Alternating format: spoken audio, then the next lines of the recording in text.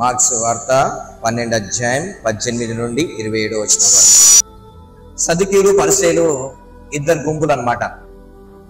సదుకీయుల గుంపు ఏంటంటే దూతలు, మరణము, పునరుద్ధానము ఇవి నమ్మని వాళ్ళు. కానీ పరిసయ్యులు అయితే దూతలు, అద్భుతాలు, ప్రవచనాలు నమ్మేటి వాళ్ళు అన్నమాట. అయితే ఈ నమ్మని వాళ్ళు సదుకీయులు వచ్చి యేసు ప్రభు ద్వారా ఒక ప్రశ్న అడుగుతున్నాడు. ఏమని అడుగుతుంటే, ప్రభువా, మోషే ధర్మశాస్త్రం ప్రకారంగా ఏంటిది, ఒకవేళ ఒక వ్యక్తి ఒక అమ్మాయిని పెళ్లి చేసుకుంటే ఒకవేళ సంతానం లేకుండా చనిపోయినాడు అనుకోండి, అప్పుడు ఏం చేయాలి? తన తమ్ముడు పెళ్లి చేసుకొని తన పేరున సంతానం లేపాలి. అలాగా 7 మందిని ఒక స్త్రీ పెళ్లి చేసుకుంది, కానీ 7 మందికి సంతానం కలగలేదు. ఆఖరికి 7 మంది భర్తలు చనిపోయినారు, ఒక స్త్రీ కూడా, ఆ భార్య కూడా చనిపోయింది. ఒకవేళ పునరుద్ధరణలో ఆ దినమందు ఈమె ఎవరికి భార్య అవుతుంది అని అడుగుతాడు. అప్పుడు యేసు ప్రభు ఏమంటారంటే, నువ్వు తప్పుగా అర్థం చేసుకున్నావు లేఖనాలని. దేవుడు పరలోకంలో పెళ్లిళ్ళు ఇవ్వడం కానీ పుచ్చుకోవడం ఉండదు, కేవలం అందరు దూతలకు ఉంటారు. ఇంకొకటి ఏంటిదంటే, దేవుడు సజీవులకు దేవుడు కానీ మృతులకు దేవుడు కాడు అని. హల్లెలూయా. ఇప్పుడు నేను చెప్తున్న సబ్జెక్టు పెళ్లి కావాల్సిన వాళ్ళు, పెళ్లి అయిన వాళ్ళు చాలా జాగ్రత్త వినండి. హల్లెలూయా. పెళ్లి చేసుకున్న వాళ్ళు, పెళ్లి చేసుకోబోయేవారు, ఓకేనా? రైట్. ఇప్పుడు మనము చూసేది ఏంటంటే, వివాహానికి అమ్మాయి అందంగా ఉందా, అబ్బాయి ఇది నేను 3 విషయాలుగా చెప్తా. ఫిజికల్ గా, స్పిరిచువల్ గా, బ్లడ్ లైన్ గా. ఈ 3 ఏం జరుగుతుంది, ఒక వివాహం అయినప్పుడు ఏమి జరుగుతుంది అని చెప్పి చూస్తా. మనం భౌతికంగా చూస్తే ఒక అబ్బాయి ఏం చూస్తాడు? ఫిజికల్ గా అమ్మాయి అందంగా ఉందా, హైట్ ఉందా, అన్ని పనులు చేసుకుంటుందా అని చూస్తాడు. అమ్మాయి ఏం చూస్తుంది? ఇటు అమ్మాయి ఏం చూస్తుంది? ఈయన సంపాదిస్తాడా, మంచిగా నా హైట్ తగినట్టు ఉన్నాడా, ఇల్లుందా, అమ్మాయి చూసుకుంటాడు. సాధారణంగా ఏం ఉద్యోగం చేస్తాడు, ఎక్కడ పెడుతున్నాడు, ఎలా పోషించుకుంటాడు అని సాధారణంగా అమ్మాయి చూసుకుంటాడు. అవునా? ప్రతి చోట చూసేది ఇది చూస్తాం. ఇది భౌతికంగా చూస్తాం. నెక్స్ట్ స్పిరిచువల్ రిలంలో రాగానే ఎలా ఉంటది అంటే, ఇప్పుడు ఓన్లీ భౌతికం కాదు, 2 బ్లడ్ లైన్స్ కలవాలి. ఎందుకంటే ఇక్కడ నుండి వివాహం ఏమో శరీరంగా కనిపిస్తుంది, కానీ వీళ్ళ రక్త బ్లడ్ లైన్ వేరేగా ఉంటది. ఇక్కడ బ్లడ్, ఈ బ్లడ్ లైన్ కి ఏం కనెక్ట్ ఉన్నదంటే, ప్రతి బ్లడ్ లైన్ కి ఒక స్ట్రాంగ్ మ్యాన్ కనెక్ట్ అయి ఉంటాడు, ఒక బలవంతుడు కనెక్ట్ అయి ఉంటాడు.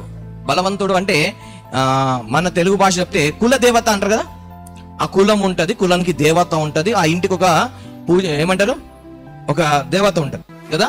సో ఈ వ్యక్తి ఈయన మార మనసు పొందినాడు, దేవుల్లో ఉన్నాడు, నడుస్తున్నాడు దేవుల్లో. అయితే భక్తిపరుడు అని మనం అనుకుంటాం. ఇప్పుడు ఈ సిస్టర్ కూడా ఏమనుకుంటాము, ప్రార్థన చేస్తుంది, బైబుల్ చదువుకుంటూ భక్తిపరుడు అనుకుంటాం. కానీ ఇది ఫిజికల్ గా, కానీ వీళ్ళ బ్లడ్ లైన్ లో వీళ్ళిద్దరు పెళ్లి చేసుకునేది ఎవరికి అంటే, ఇప్పుడు ఈ వ్యక్తితో ఉన్న బలవంతుడు, ఈ వ్యక్తికి ఉన్న బలవంతుడు. ప్రతి వ్యక్తి కుటుంబానికి ఒక బలవంతుడు ఉంటాడు, అవునా కదా? వాళ్ళ రక్త బ్లడ్ లైన్ లో ఉంటుంది. ఈ బ్లడ్ లైన్ ఎట్లా వస్తుంది అని అంటే, ప్రతి ఒక్కరు ఏం చేస్తారు, అన్యులు ఉన్నప్పుడు బలులు ఇస్తారు, కవనెంట్ నిబంధన చేసుకుంటారు. ఏం చేసుకుంటారు? నిబంధనలు చేసుకుంటారు. ఏమని? బలులు ఇచ్చి, అది అడిగినప్పుడల్లా, ఆ దేవత అడిగినప్పుడల్లా వీళ్ళు ఏం చేస్తారు? బలులు ఇవ్వడము, దానికి నిబంధన చేసుకోవడము, ఇవి చేస్తుంటారు.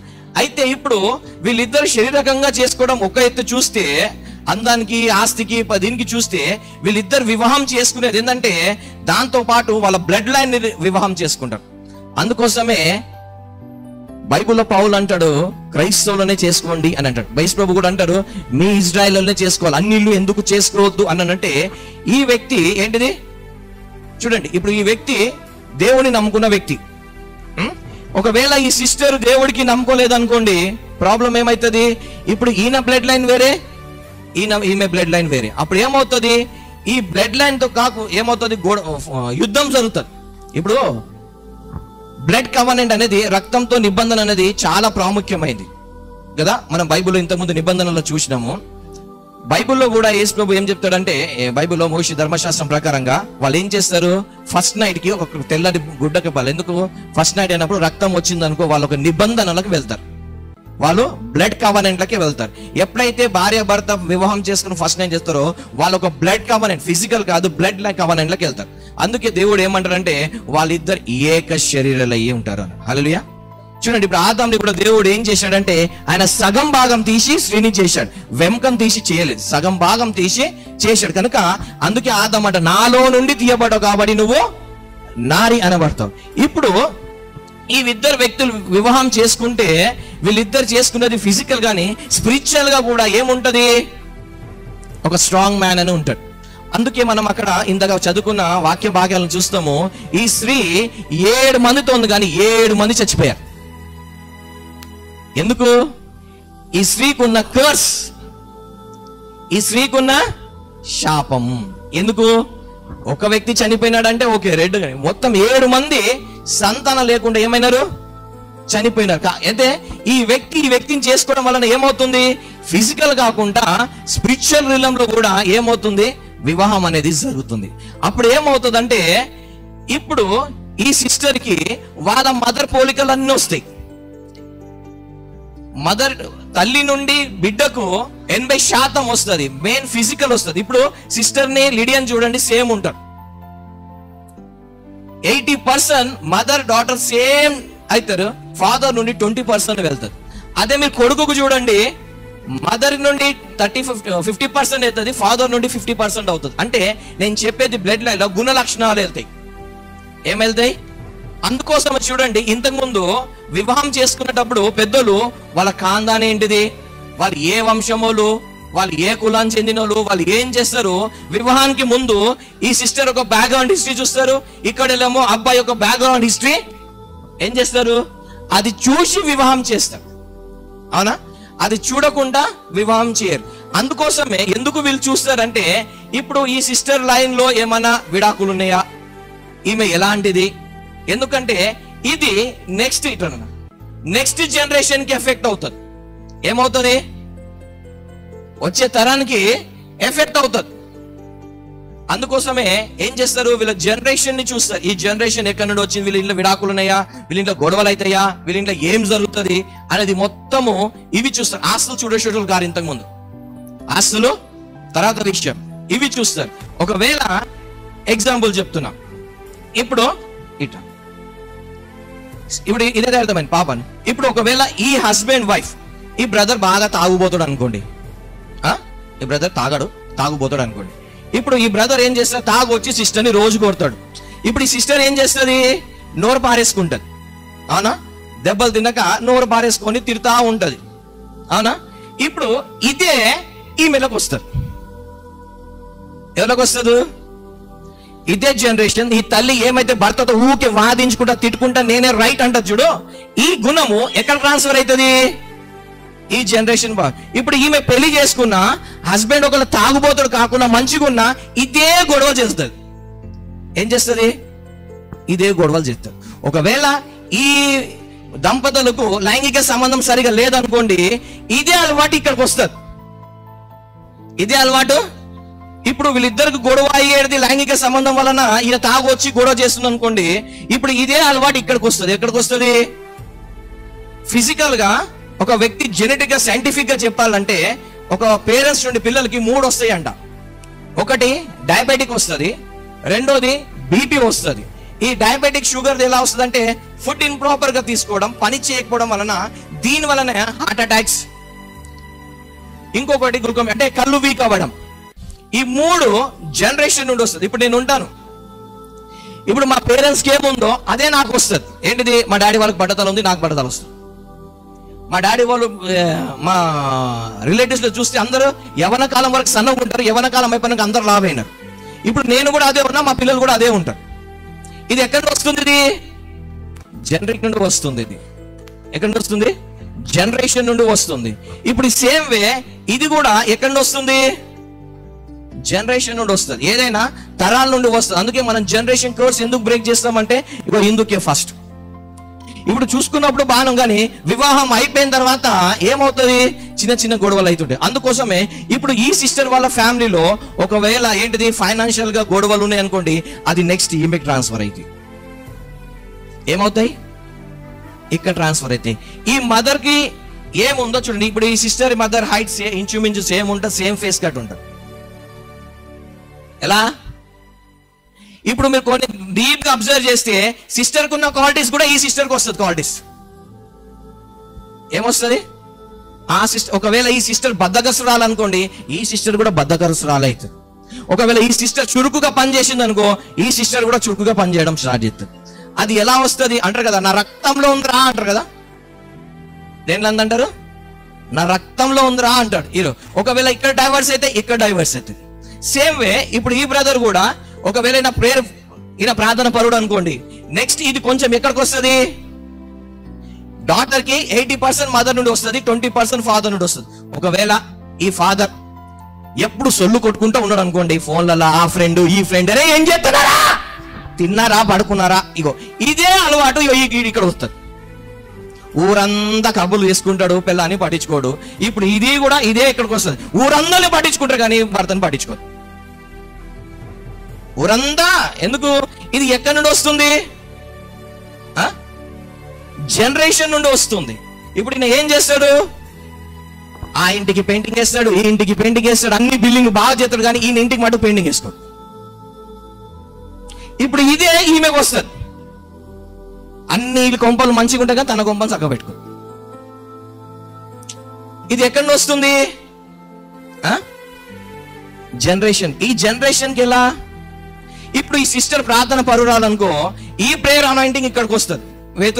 పౌలు అంటాడు తిమోతికి, మీ నాన్నమ్మకు ఉన్నది మీ అమ్మకు వచ్చింది, మీ అమ్మకు నీకు వచ్చిందిరా బాబు అంటాడు. ఎక్కడ వచ్చిందంటే నేను జనరేషన్ నుండి, ఆ తరం నుండి వచ్చింది. ఎక్కడ వచ్చింది? రక్తంలో వచ్చింది. అవునా? ఎక్కడ వచ్చింది? ఇప్పుడు వీళ్ళు చూడడానికి చాలా భక్తిపరులుగా అనిపిస్తారు. అబ్బాయి కానీ అమ్మాయి కానీ ఎంత భక్తిపరులు అంటే ప్రార్థన చేసుకుంటారు, మా అంత భక్తిపరులు, మా అంత పరిశుద్ధులే లేరంటారు. కానీ ఇప్పుడు మిస్టేక్ వీలదా? ఒక వ్యక్తి ఈ అమ్మాయిని, ఈ అమ్మాయి అబ్బాయిని పెళ్లి చేసుకుంటే శరీరంగా కాకుండా బ్లడ్ లైన్ లా స్పిరిచువల్ చూస్తే ఒక స్ట్రాంగ్ మ్యాన్ ని నువ్వు బేర్ చేయాలి. ఎవరిని బేర్ చేయాలి? ఈ రోజులలో చాలా విడాకులు అవ్వడానికి, గొడవలు కావడానికి మేజర్ రీజన్.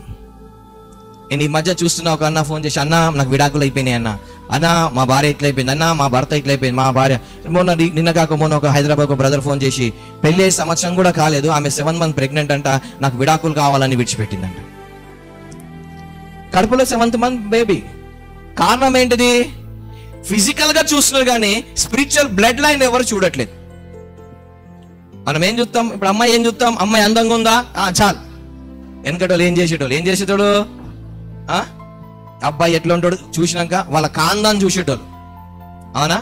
వాళ్ళ ఇంటి వాళ్ళు ఎవరు, ఎట్లున్నారు, ఏంటిది వాళ్ళ ఇంటి. ఒకవేళ ఈయనకేమైనా రోగాలు ఉన్నాయనుకో, ఇవి ఖచ్చితంగా పిల్లలకు వస్తాయి. అందుకే మీరు హాస్పిటల్కి వెళ్ళండి, మీ అమ్మకి బీపీ ఉందా, మీ నాన్నకి షుగర్ ఉందా అంటే ఉందంటే నీకు ఉందంటారు. ఎక్కడ వచ్చినవి? ఎక్కడ వస్తున్నాయి? కొంతమంది అరే మీ తాత లెక్కనే ఫుల్ కోపం రా నీకు, మీ నాన్న లెక్కనే కోపం రా నీకు, మీ నాన్న లెక్కనే తాగుబోతాడు రా నువ్వు అంటారు. ఎందుకంటారు ఇవి? మీరు చూడండి, తండ్రి తాగుబోతాడైతే పిల్లోడు కూడా తెలిసి తెలియకుండా తాగుబోతాడు ఖచ్చితంగా అవుతాడు. తండ్రి వ్యభిచారాడు అయితే కొడుకు కూడా వ్యభిచారి ఎట్లనే అవుతాడు. కానీ కొన్నిసార్లు కనిపిస్తుంది, కొన్నిసార్లు కనిపి, కానీ అది ఖచ్చితంగా మన రక్తనాళాలలో ఉంటుంది. అవునా కదా? అందుకే అంటారు కొంతమంది రాజు పుట్టిననుకో వాడు రాజులాగా ఖర్చు పెడతాడు. ఏందిరా వీడంటే వాని వంశం అలాంటిది రా అంట. వాడు నువ్వు ఏంటిది, ఒక గొర్రెను తీసుకెళ్లి పందిల మధ్యలో పెట్టినా కానీ పెరిగిన కొలది ఆ గొర్రె ఏమవుతుంది? గొర్రె స్వభావమే చూపిస్తుంది కానీ పంది స్వభావం చూపిస్తుందా? పందిని తీసుకెళ్లి గొర్రెల మధ్యలో పెడితే పెద్దగైన కొలది ఆ పంది స్వభావం చూపిస్తుంది కానీ గొర్రె స్వభావం చూపిస్తుందా? Same way. ఎందుకంటే అది ఎలా వచ్చింది? అది ఆ బిహేవియర్ క్యారెక్టర్ ఎలా వచ్చింది? బ్లడ్ నుండి, రక్తం నుండి వచ్చింది కదా. అందుకోసమే మనం ఎందుకు ఈ జనరేషన్, ఎందుకంటే ఇప్పుడు ఈ సిస్టర్ని ఈ బ్రదర్ పెళ్లి చేసుకుంటుంటే ఫిజికల్ గా, స్పిరిచువల్ గా, బ్లడ్ లైన్ గా ఈ సిస్టర్ వెనకాల ఒక స్ట్రాంగ్ హోల్ ఉంటారు, కులదేవత ఉంటుంది. మనం మార మనసు పొందుకుంటాము, ప్రార్థన చేసుకుంటాం, కానీ దీన్ని ఎప్పుడు విడిచిపెట్టాం. ఒక మాట అంటాం, బైబుల్ ఉంటుంది, నువ్వు వివాహం చేసుకున్నాక నీ తల్లిని నీ తండ్రిని ఏం చేయమన్నాడు? ఎంతమంది విడిచిపెట్టినారండి మీ తల్లిదండ్రులను? నిజంగా చెప్పండి, ఒక్కడు విడిచిపెట్టలేదు. అంటే బైబిల్ పాటిస్తున్నారా కదా? సేమ్ వే ఇక్కడ కూడా ఈమెను పెళ్లి చేసుకున్నప్పుడు ఈమె వెనకాల ఉన్న స్ట్రాంగ్ మైండ్ ఈమెను విడిచిపెట్టాడు. ఈయనను పెళ్లి చేసుకున్నప్పుడు ఈయన వెనకాల ఉన్న స్ట్రాంగ్ మైండ్ ఈయనను విడిచిపెట్టాడు. ఈ ఇద్దరిలో ఉన్న బలవంతులతోనే ఈ కుటుంబాలలో ఏమవుతుంటది? గొడవలు అవుతా ఉంటాయి. ఏమవుతుంటాయి? గొడవలు అవుతా ఉంటాయి. అందుకే పిల్లలు పుట్టరు. అందుకే ఎప్పుడు ఏమవుతారు? గొడవలు చేస్తూనే ఉంటారు. కారణం ఏంటిది? ఒకవేళ వీళ్ళిద్దరిని కూర్చోబెట్టి వీరిద్దరు ఎందుకు కొట్లాడుకుంటారు అంటే, నాకు చీమ కుట్టింది, మా ఆయన పట్టించుకోవట్లేదు అంట. ఇద్దరు గొడవ ఎందుకు అయిందంటే, సిస్టర్కి ఏం కుట్టింది? చీమ కుట్టింది. బ్రదర్ ఏం చేయలేదు, పట్టించుకోలే, అడగలే. దీనికి ఇద్దరు వాళ్ళ పెద్దలు వచ్చి, పెద్ద మనుషులు వచ్చి తీర్పు తీస్తారు అన్నమాట. కారణం ఏంటిది? కారణం ఏంటిది? వీళ్ళిద్దరు గొడవ కారణం ఏంటిది? అసలు చీమ అది గొడవైనా రీజన్ ఏంటిది? వాస్తవానికి వీళ్ళ వెనకాల ఉన్నా ఎందుకు ఈ వీళ్ళ తల్లికి స్టార్టింగ్ అలవాటు ఏంటిది? భర్తతో గొడవ పడడం. ఇప్పుడు అదే కూతురుకు వస్తుంది, కొడుకుంటది. ఏంటిది? తండ్రి తాగి తల్లిని తంటే కొడుకు కూడా ఏం చేస్తాడు? తాగి మన భార్యను తంతాడు. ఎక్కడ వస్తుంది? వాస్తవానికి ఇప్పుడు వీళ్ళిద్దరికి గొడవ అయింది, రీజన్ వేరే. ఇప్పుడు ఈయనకిన భర్తకి రీజన్ వేరే, కానీ గొడవ మటుకు అవుతుంది. ఎందుకు? ఈ సిస్టర్ వాళ్ళ భర్తనే తాకి తన్నాను కాబట్టి తిట్టడం లేదు. ఈమె కూడా అది అలవాటు వచ్చింది కానీ కారణం లేకుండా తిడుతుంది. ఎందుకు? ఇప్పుడు ఎగ్జాంపుల్ చెప్తా. బైబిల్లో అబ్రహాము ఐగుప్తు దేశం వెళ్ళినప్పుడు సారాని ఏమంటాడు? నా చెల్లె అంటాడు. అవునా? ఇప్పుడు ఈ విషయము ఇస్సాకి తెలియదు. ఇస్సాకు కూడా ఐగుప్తుకి వెళ్ళినప్పుడు ఆయన అదే మాట అంటాడు. ఇస్సాకు కూడా అదే మాట అంటాడు. కానీ ఇస్సాక్ అన్నది అబ్రహాంకి తెలియదు, అబ్రహాం అన్నది ఇస్సాకే. అని ఎక్కడ వచ్చింది? ఇది జనరేషన్ వచ్చింది కదా. ఇప్పుడు ఇదే లాభాన్ని కూడా చేస్తాడు. ఎందుకంటే ఈ లింక్ ఎక్కడ? వీళ్ళందరూ చుట్టాలే కదా. లాభాన్ని కూడా ఏం చేస్తాడు? చిన్న అమ్మాయిని ఇస్తానని చెప్పి పెద్దని పంపిస్తాడు. మోసం చేయలేదా? అంటే ఇక్కడ ఈ మోసం అనేది ఎక్కడి నుండి వస్తుంది? బహుశా వీళ్ళందరికీ పెద్ద తేరహా నుండి వస్తుందో, వాళ్ళ తాత నుండి వస్తుందో. అవునా? ఏంటిది? ఈ రెండు వివాహాలు చేసుకోవడానికి ఈ వెనకాల ఎవరుంటారు? Strong mans. అందుకోసమే చూడండి, అన్యులు వాళ్ళు ఏంటిది? కూల్ పనులు అవి చేసేటప్పుడు ఫస్ట్ వాళ్ళ కుల దేవతకు వెళ్ళి పూజ చేస్తారు కదా. ఏం చేస్తారు వాళ్ళు? కులదేవత. ఎందుకంటే దాన్ని వెంట పెట్టుకునే తిరుగుతారు వాళ్ళు కదా. ఒకవేళ వీళ్ళు విడిచిపెట్టినా కులదేవత విడిచిపెట్టారు. కారణం ఏంటిది? ఆడ బలి ఇచ్చినావు. నువ్వు ఏమి ఇచ్చినావు? బలి. రక్త నిబంధన జరిగింది. ఏ నిబంధన? రక్త నిబంధన జరిగింది కాబట్టి ఆ బలి ఇచ్చినావు కాబట్టి నువ్వు విడిచిపెట్టినది. ఇప్పుడు ఒకవేళ వీళ్ళు భార్య భర్తలుగా విడిపోయినా మళ్ళీ వీళ్ళు భార్య భర్తలే ఉంటారు. అవునా కదా? సపోజ్ వీళ్ళిద్దరు విడిపోయినారు అనుకోండి, రేపటి కలిస్తే సిస్టర్ మీరు ఏమని అంటారు? బ్రదర్ బాగున్నారు, నరేష్ బ్రదర్ బాగున్నారా అంటారు. ఒకవేళ బ్రదర్ని కలిసినందుకు కల్పన సిస్టర్ బాగుందా అడుగుతాం. అవునా? ఎందుకు? ఒక్కసారి ఆ కవనెంట్ అయినాక ఖచ్చితంగా నువ్వు సచ్చే వరకు అదే ముద్ర ఉంటుంది. అందుకు ఇందాక మనం చదువుకున్న వాక్య భాగంలో కూడా ఏముంటది? 7 మంది అంటే అదే వంశం. అంటే వంశంలో ఏం జరుగుతుంది? శాపం జరుగుతుంది. ఇప్పుడు ఈ అమ్మాయికి శాపమా, అబ్బాయికి శాపాలా? ఇప్పుడు మనం చూసుకున్న దీంట్లో శాపం ఎవరికి వేటాడుతుంది? 7 మంది పురుషులకు భర్తలక, ఈ భార్యక ఎవరిలో ఉంది శాపము? భార్య దగ్గర ఉంది శాపం కదా. ఈ భార్య ఎవరిని చేసుకుంటుందో వాడు ఫుట్, ఎవరిని చేసుకుంటాడో వాడు ఫుట్. మొన్న ఒక న్యూస్ విన్నా, పంజాబ్లో జరిగిందంట. 14 వయసు అప్పుడు ఒక ఆమె పెళ్లి చేసుకుంది, 20 వయసు వచ్చే వరకు 17 మందిని చంపేసిందంట. అది కూడా ఎట్లా? ఆమె క్రైస్తవురాలు. మళ్ళీ పోస్ట్ మార్టం చేస్తేనే తెలిసింది ఈమెనే చంపుతుందని. అంతవరకు అందరూ అనుకున్నారు అయ్యో అయ్యో అయ్యో అనుకున్నారంట. ఈమె జీవితం ఇట్లా అయిపోయింది, ఈమె జీవితం ఇట్లా అయిపోయింది. కానీ వాస్తవానికి పోస్ట్ మార్టం అసలు ఎందుకు అవుతుంది, ఎందుకు చనిపోయినట్టు చేస్తే అప్పుడు తేలింది ఏంటంటే ఈమె ఫుడ్లో పాయిజన్ పెట్టి చంపేస్తుంది అనేసి. 20 మందిని పెళ్లి చేసుకుందంట మా తల్లి. 17 మందిని భర్తలు మింగేసింది 20 సంవత్సరాల లోపల. అలా అనమాట. ఎక్కడి వస్తుంది?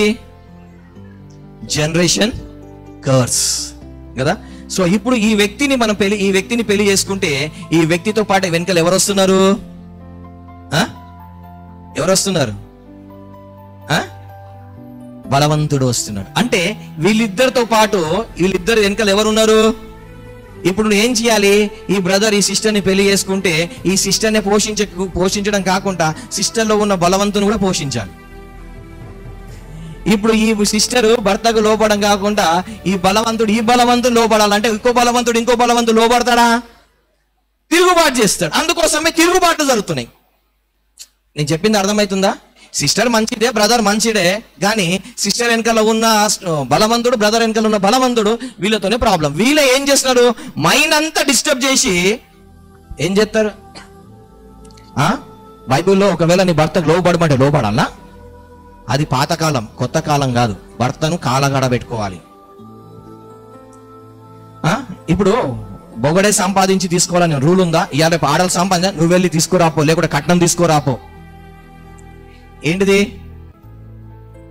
ఇవన్నీ ఎవరు చేపిస్తున్నారు? ఇవన్నీ ఎవరు చేపిస్తున్నారు? ఇప్పుడు ఎంత మంచి వ్యక్తి ఉన్నా ఇక్కడ ఈమె వెనకాల ఉన్న స్ట్రాంగ్ మ్యాన్ ఏం చేస్తాడు? ఈయనను ఒకవేళ ఈ సిస్టర్ ఎంత మంచిగా ఉన్నా ఏం చేస్తాడు? ఇక్కడ ఉన్న స్ట్రాంగ్ మ్యాన్ ఏం చేస్తాడు? నేను చెప్పింది అర్థమవుతుందా? అందుకోసమే భార్య భర్తలు ఏమొస్తున్నాయి? మరి ఇద్దరికి తెలుసు సచ్చే వరకు నాకు భర్తనే తోడు, నాకు భార్య తోడు. కానీ భార్య భర్త అబ్బో నేను లోబడాను, నాకు ఇష్టం లేదు. భర్త ఏమంట? నిన్ను ప్రేమించగానే అందరిని ప్రేమిస్తా అంటాడు. భార్య ఏమంటది? నీకు లోబడా కానీ ఊరంతా లోబడదా అంటది. కారణం ఏంటిది? వీళ్ళ వెనకాల ఉన్న బ్లడ్ లైన్ లో ఉన్న ఏంటిది? బలవంతుడు ఉన్నాడు వెనకాల. అందుకోసమే వివాహం చేసుకునేటప్పుడు ఫిజికల్ గా కాకుండా స్పిరిచువల్ గా కూడా చూసుకోవాలి. ఓకే బ్రదర్ కూర్చో. మార్క్స్ వార్త 3:20 వచనం. ఒకడు బలవంతుడైన వానిని మొదట బంధిస్తేనే తప్ప ఆ బలవంతుడి ఇంట చొచ్చి. దేవుడు దేని గురించి చెప్తున్నాడు ఇక్కడ? యేసు ప్రభు ఇంటి గురించి మాట్లాడుతున్నాడు. దేని గురించి మాట్లాడుతున్నాడు? ఇంటి గురించి మాట్లాడు. ఒక సంసారం, ఒక ఇల్లు నాశనం కావాలి అంటే, బాగుపడాలంటే దానికి ఏంటిది? నాశనం అవుతుందంటే ఆ ఇంట్లో ఎవరో బలవంతుడు ఉన్నాడు, ఏలుబడి చేస్తున్నాడు. వాడిని బంధించేనే గాని ఇల్లు బాగుపడదు. ఒక క్రిస్టియన్ అబ్బాయి అమ్మాయిని కానీ, ఒక క్రైస్తవ అమ్మాయి అన్యుడిని పెళ్లి చేసుకుంటే ప్రాబ్లం ఏమవుతుంది? ఆ వ్యక్తి వచ్చి నీ ఇంట్లో ఉన్నవారిని బంధించి వాడు రూల్ చేయడం మొదలు పెడతాడు. నీకున్నదంతా దోచుకుంటాం.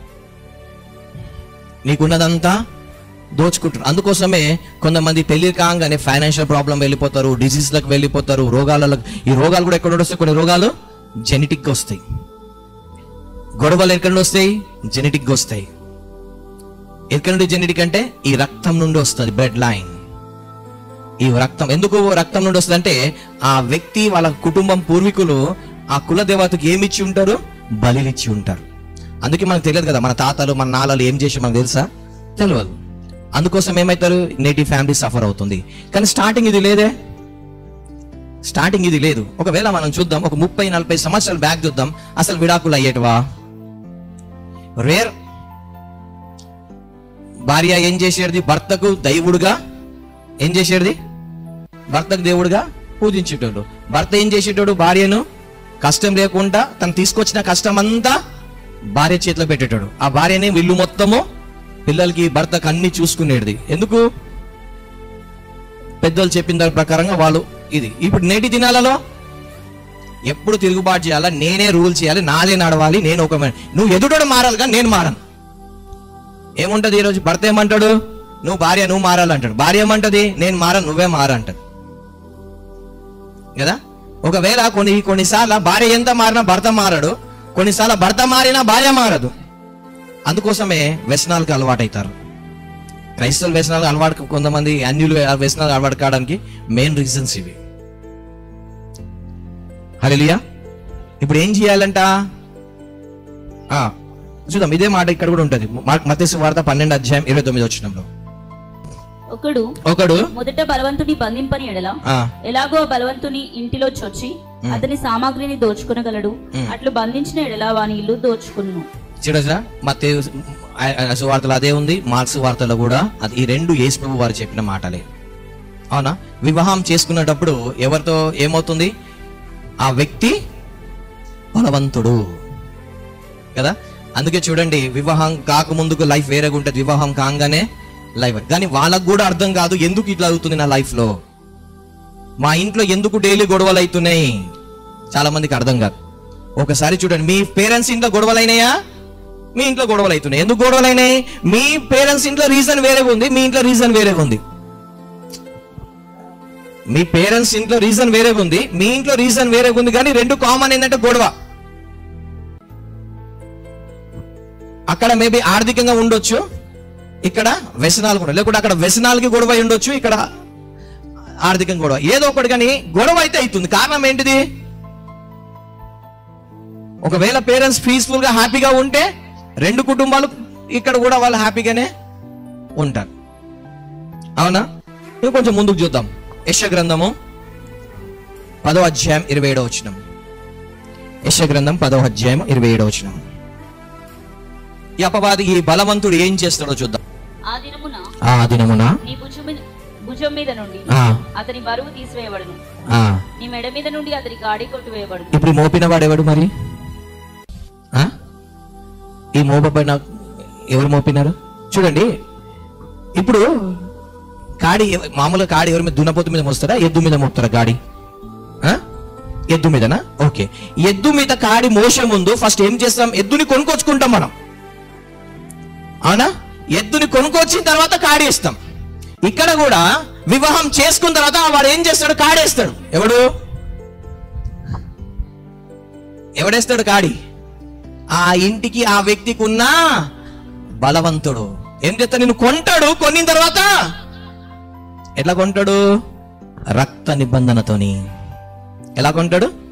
బ్లడ్ కవనెంట్ తో వాడు తీసుకొని అప్పుడు నీ మీద కాడేస్తాడు. ఆ కాడు ఉన్నప్పుడల్లా, ఒక ఉదాహరణ చెప్తే, ఒక వ్యక్తికి కాడేస్తే కొద్ది దూరం మంచిగానే మోస్తాడు, కానీ తర్వాత నొప్పులకు, గునుగుడు, సనుగుడు, తిట్టుడు. అవునా?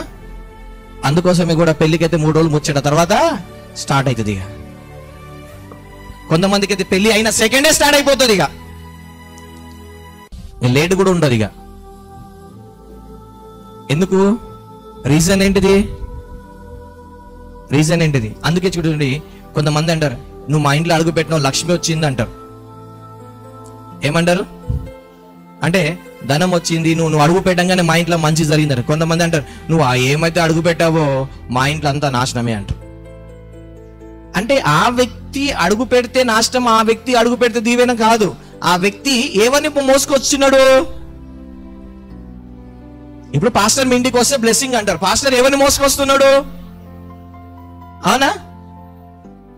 ఇంకొక వ్యక్తి మోసుకుంటే ఈ వ్యక్తిలో కాదు, ఈ వ్యక్తి ఎవరిని ఎంట పెట్టుకుంటున్నాడో అది కుటుంబాన్ని కలపడమా, కుటుంబాన్ని నాశనం చేయడమో ఉంటుంది. ఎస్, కుటుంబాన్ని కలపాలన్నా నాశనం చేయాలన్నా ఆ వ్యక్తి ఇంటికి, ఏ ఇంటికి అడుగు పెడుతున్నాడో ఆ వ్యక్తి తీసుకొచ్చేవాడు కదా. ఇప్పుడు ఏంటిది? అమ్మాయి ఏ అత్తగారింటికి వెళ్తాప్పుడు ఏ స్పిరిట్ ని పట్టుకెళ్తుందో అది అక్కడ పనిచేస్తుంది. దాంట్లో మళ్ళీ ఆమె ఇంక్లూడింగ్ ఉంటుంది. ఈ అబ్బాయి ఏ స్పిరిట్ ని క్యారీ చేస్తున్నాడో అది ఖచ్చితంగా వాడు దాంట్లో ఉంటాడు. ఒక బైబిల్లో ఒక మాట చెప్తా. యోబు అనుదినము లేచి వాళ్ళకి భార్య కోసము, పిల్లల కోసం ఏం చేసేటాడు? బలి అర్పించేటాడు. ఎందుకు? ఏ దుష్టుడు ఏది రావద్దని చెప్పి అర్పించేటాడు. ఇప్పుడు ఈయన చేసిన ప్రార్థనలు వ్యర్థంగా పోయినాయా, ఉపయోగపడ్డాయా? ఉపయోగట్లు అందరూ చచ్చిపోయారు కదా. ఉపయోగపడ్డాయా, ఉపయోగపడలేదా? ఏం ఉపయోగపడ్డాయి? వాళ్ళ కొడుకులు, కోడళ్ళు, అల్లుళ్ళు బతుకున్నంత కాలము వాళ్ళ లైఫ్ హ్యాపీగా ఉంది. అవునా? యోబు ఎందుకంటే యోబు నుండి వాళ్ళ జనరేషన్ కి బ్లెస్సింగ్స్ వచ్చినాయి. అల్లుళ్ళు, కూతుర్లు, కోడళ్ళు, కొడుకులు హ్యాపీగా ఉన్నారు.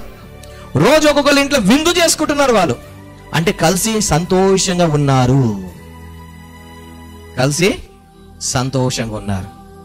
కొత్త నిబంధనలో యేసు ప్రభు గారు ఒక మాట అంటారు, అమ్మలారా మీకోసం, మీ పిల్లల కోసము ఏడవండి.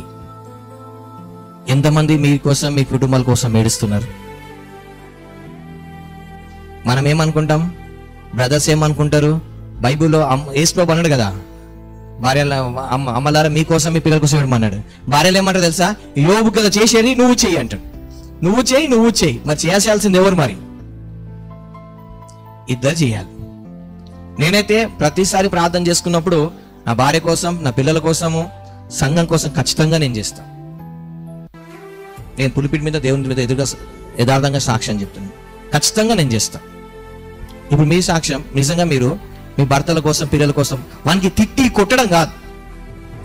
చాలా మంది పిల్లల్ని తిట్టి కొట్టడం, కొట్టాలి కాదనట్లే, రాంగ్ చేస్తే తప్పు చేసి కొట్టాలి, కానీ వాళ్ళ కోసం నేను ఎంతసేపు ప్రార్థన చేసినావు? నీ భర్త కోసం ఎంతసేపు ప్రార్థన చేసినావు? నీ పిల్లల కోసం ఎంతసేపు ప్రార్థన చేసినావు? ఎందుకంటే దేవుడు అడిగింది కదా. బైబిల్ దేవుడు చెప్పి, అమ్మలారా మీకోసం మీ పిల్లల కోసం ఏడుమన్నాడు, మీకోసం అంటే మీ భర్త కోసం మీ పిల్లలు ఎంతసేపు ఏడ్చినావు?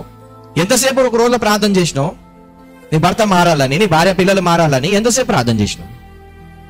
అది అడిగితే నా పని కాదంట. ఏదో సంవత్సరానికి ఒక్కసారి చేసినట్ట. కొంతమంది పేరెంట్స్ చూడండి, వాళ్ళ పిల్లల కోసం, భర్తల కోసం, ఒకవేళ మనకు 10 years బ్యాక్ హిస్టరీకి వెళ్దండి, వాళ్ళ భర్తలు కొట్టినా కానీ వాళ్ళు లోబడి ఉండుకుంటా, వాళ్ళ సంసారం చేసుకుంటా, భర్తల కోసం ప్రార్థన చేసి సాక్ష్యాలు వింటుంటే, నా భర్త ఇన్ని సంవత్సరాలు నాకు తాకు కొట్టేటాడు కానీ ఇప్పుడు మారినాడు. ఈ రోజుల్లో ఒక్కసారి ఏమన్నా అనగానే అయిపోతారు. కారణం ఏంటిది? ఆ వ్యక్తి వెంట వచ్చి, ఇప్పుడు ఒక వ్యక్తికి చూడండి సిక్నెస్ వస్తున్నా కానీ, గొడవలు అవుతున్నా కానీ కారణం ఏంటిది?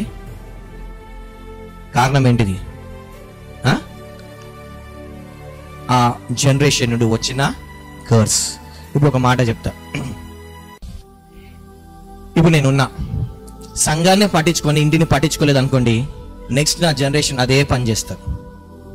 ఒకవేళ నేను సంఘాన్ని ఇంటిని కాంప్రమైజ్ గాని బ్యాలెన్స్ గా తీసుకెళ్ళనుకో, నా నెక్స్ట్ జనరేషన్ కూడా అదే చేస్తారు. అవునా కదా? ఒకవేళ మందంతా సొల్లు డైలీ అంతా విని రాత్రి వచ్చి భార్య చీ అంటే, నెక్స్ట్ నా జనరేషన్ కూడా అదే అవుతుంది. అవునా కదా? మనకి ఎట్లుంది చూడండి, ఇంతకుముందు ఇప్పటికీ చెప్తున్నా నేను, ఇంతకుముందు భర్త వస్తున్నాడు అంటే భార్య రెడీగా ఉండేది. అయ్యో మా భర్త వస్తాడు. వంట ఎవరికి వండేది? ఎవరికోసం వండేది? భర్త పిల్లలు తినేసి, అబ్బా నా భర్త మెచ్చుకున్నాడు చాలు, నా పిల్లలు మిగిలినాడు చాలు. తయారైతే ఎవరికి అయ్యేది? భర్త పిల్లలు. ఈ రోజు చూడండి మంది కోసం తయారవుతున్నారు. నేను వాస్తవం చెప్తున్నా. నేను ఎవరి కోసం తయారవుతున్నారు? మంది కోసమే. మంది చూసి మెచ్చుకోవాలి, నేను మంచి చీర కట్టుకున్నా అందరు మెచ్చుకోవాలి, మందితో సొల్లు కొట్టాలి, మందితో గడపాలి, ఇదే ఉంటుంది తప్పించి భర్తలు ఏంటిది? ఎంతసేపు నేను తాగినానా, నా కడుపు నిండిందా, నా అలవాటు నిండిందా, చాలు, భార్య పోని పిల్లలు పోని. ఇంతకుముందు జనరేషన్ చూడండి, వాళ్ళు ఎంత బీదోలున్నా కష్టపడి ఇంటికి వస్తున్నప్పుడు ఏదో స్వీటో చికెనో మటనో తీసుకొచ్చేటోళ్ళు, ఎంత పాకెళ్ళనో. భర్తలు ఏం చేసేటోళ్ళు?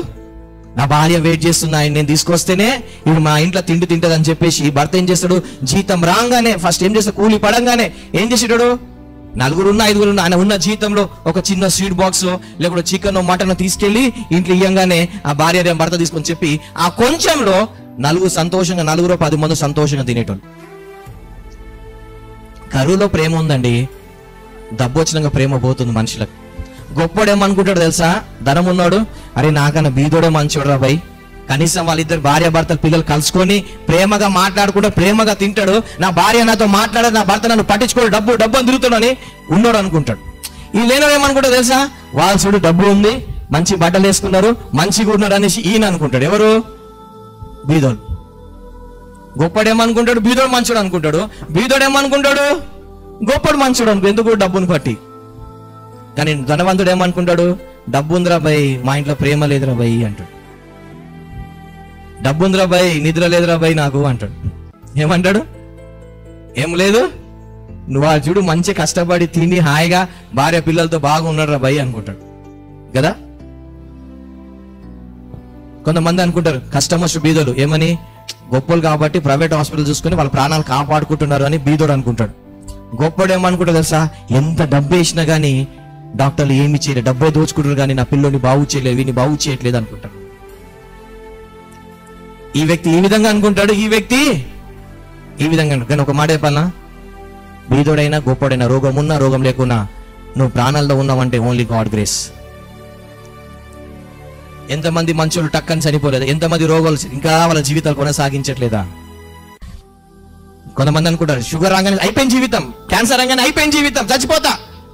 అరే నువ్వు అనుకో, ఆ రోగం రాగానే చచ్చిపోతే సగం జనం చచ్చిపోతారు.